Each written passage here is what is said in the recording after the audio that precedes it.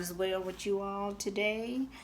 Um, Hope everybody made it through the bad weather with Texas and New Orleans and all has been having. I kept you all in my prayers, and I hope all is well with everyone. Um, I'm coming to you today with my new project. This is my new project here, the Cathedral Windows. And I did all this by hand, even connecting the little blocks. But I was not happy with the way the back looked. I was not happy the way... I'll be right back. Okay, I'm back. Had to put up the dogs. They want to get noisy, always noisy. But anyway, I didn't like the way the blocks looked. Once I connected them, I did them by hand. And I didn't like that. They were a little wonky. So, I looked at another video, and she made rows and connected her blocks. You see how much better the connecting of the blocks look?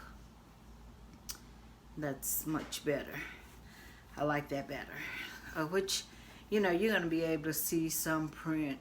And I actually did not like that the blocks would be floating on the top. I didn't like that because, if you're going to use it, to me, I wanted mine sewed down, and I sewed mine down. Because if you're going to use it, something's going to get stuck in there. Toe, finger, something, and it's going to start to pull this block loose in the middle. So I want to tack mine down, so that's why you can see my stitches are not all the way through, but you can see where they are. They are all the way through. I did make them all the way through. Sorry about that. But I wanted mine stitched down, so I stitched mine down. And I like this better. This looks better to me. But I'm going to show you how to make the blocks. You get you an 8x8 block. I don't have an 8x8 here. I need to cut some more, but I don't think I had to show you what an 8x8 block look like. And I take my little, you sew it on each side. Sew it on each side, fold side there, fold it in half, sew it on each side, and you're going to have a little envelope.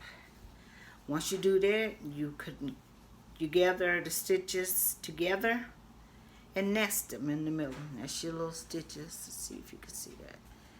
My light is really bright. Let me see if I can fix that light for you. Let's try to dim that light a little bit. Yeah, maybe that looks better. But anyway, and then you take and you sew all the way down. I sewed all the way down past my stitches right there. And then I back tack. And then I left an opening so I could get my finger in. I left an opening here. And then I sewed, see, I guess I went to about right there. And I back tack, and then I left an opening about that big. And I sewed all the way down. Then once you do that, you have a little block. Your little block gonna look like this. I guess that's a fortune cookie or whatever, but that's okay. And then you just see, this is your block. See how it looks, and you see the opening right there. Got your little opening right there. It'll probably be good if you would take that opening, which I've been doing. I probably should. I've been closing my opening right here. Just go ahead and close it. Once you get it turned down, go ahead and close it and finger press it out right here. Sorry about that. Finger press it out, so when you turn it out, you'll be able, and you just take your finger, stick your finger in, and it's really simple to just wiggle out. It doesn't take a whole lot to wiggle it out. You can wiggle it through very easily. And once I get mine wiggled through, I go back to the one that's got the opening on it right here. And I kind of take my finger and stick it in there. Stick it in. See? You see that? stick it in, and then I kind of just get my point out and make sure that my seam allowance is going towards me. Then I go to the next one, do the same thing, make sure my seam allowance, which is backwards on the camera, but it would be facing me, that seam allowance. And I do that all the way around. Then I come up with this block right here. Once I get this block, you can see where my opening is. See how nice and smooth my opening? I go and take a whip stitch by hand and close that, because I don't want it coming open. You know, after washing and washing, eventually it's going to come open. Then I go press it down. Press it down really nice. And once you press it down, you need to, let's see, you see my little stitch in where I met there. I've been stitching mine like this to this. Let me get it over here. You want your ends to butt up like this. But I've been stitching mine, but I hadn't been going all the way through the back. And then I just fold the other one in. Fix my corners, make sure my corners are going to be nice and pointed there. Before I tack that down, then I tack the other one down, the bottom one down. I tack it down. So once I get it tacked down, you're going to come up with this block right here. It's going to be your block there. So you want to put these blocks together. Open them up. Make sure you got them pressed down really nice so you got that crease right there. So then you take two of them. Take two of your blocks. Butt them up together. So you want that side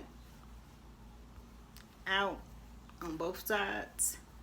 You want this side in. That's the side that's your back. You butt them up together.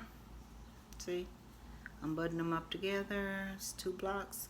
Butt them up together. Go to your sewing machine and run your stitch right across in the middle of that seam. And then once you open it up, you got your two blocks. And I have been connecting 7 of them. So you can see down here that they're connected. And I connected 7. Then once you want to connect your next block, just as you did there, we're going to pretend that this is a full row of 7. Pretend it's 7 over there, y'all. Just bear with me. We're going to just put them together. We're going to meet those ends up together, bump them up together, and then we're going to fold it back here, just like we did when we put them side by side.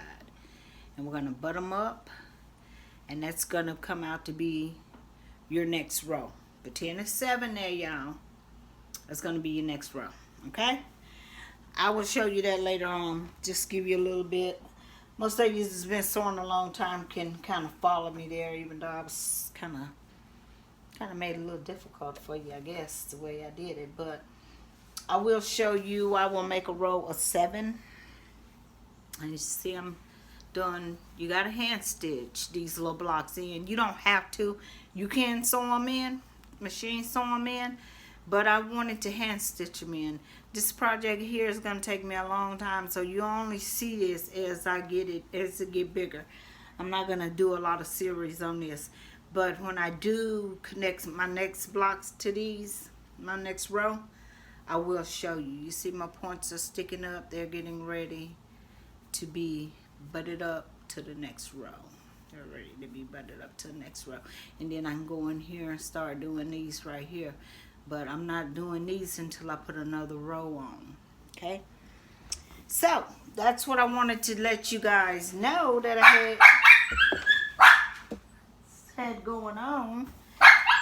Hey, stop it. Had going on. And I'll come back later on and show you all my Marshall Dry Goods haul. Thank you. So we're looking at the whites and beiges. For the back of my hand sewn blanket. I mean, a lot of times you need just put a little white or beige in something. Come here down. And you need to always have some of that on hand. Look at that one. Yep. Oh. Yep, I like that one. But you said that one said it all. Mm-hmm. I like it thick better with the gold. See it? Yep. Is that Nana's happy dance? Coming into the This the happy dance, dog. Come do the happy dance. coming into the fabric store. Happy dance. Happy dance. Happy dance.